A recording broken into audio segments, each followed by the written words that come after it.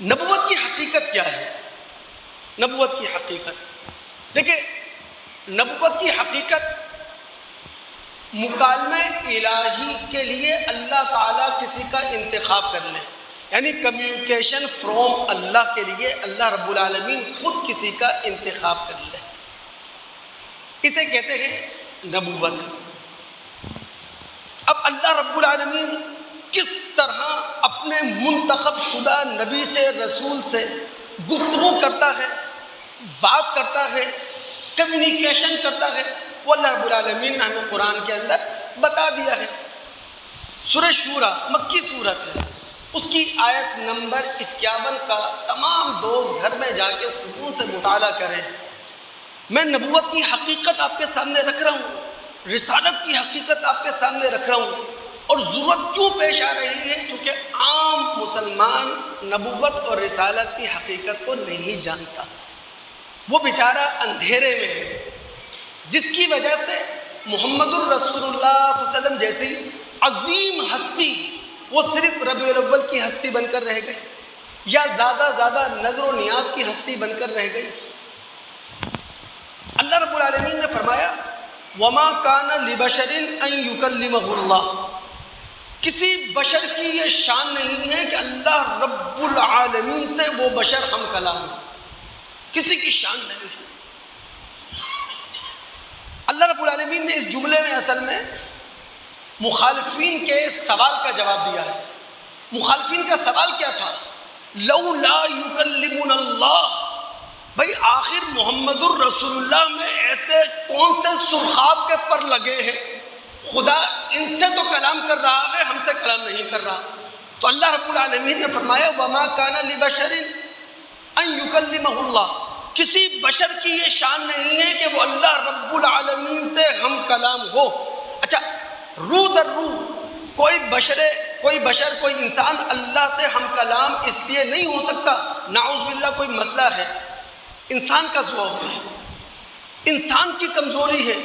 اللہ رب العالمین باعظمت ہستی ہیں، اللہ رب العالمین عالی مقام ہستی ہیں، اللہ رب العالمین انوار اور تجلیات کی مظہر ہستی ہیں، تو اللہ رب العالمین کے رو در رو کوئی کلام کر ہی نہیں سکتا۔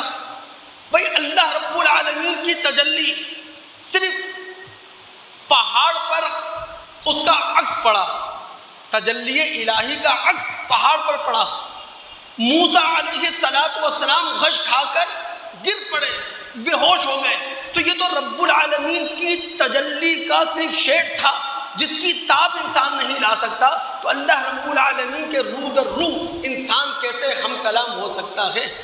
تو اللہ نے کہا کسی انسان کی یہ شان ہی نہیں ہے، بشر کی شان ہی نہیں ہے کہ وہ رب العالمین کے رو در رو اس سے ہم کلام ہوگا۔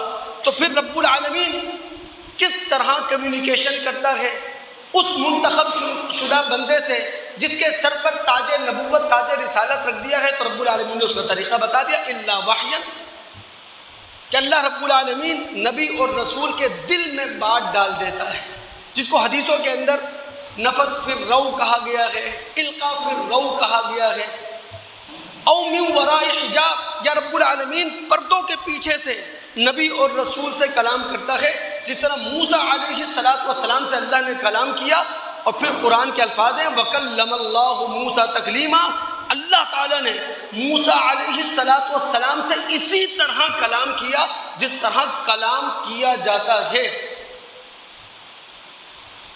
او یرسل رسولا، اور تیسرا طریقہ رب العالمین کی کمیونیکیشن کا نبی اور رسول سے، وہ ہے اللہ رب العالمین اپنا پیغمبر بھیج دے، اپنا قاصد بھیج دے، یعنی اپنا فرشتہ بھیج دے۔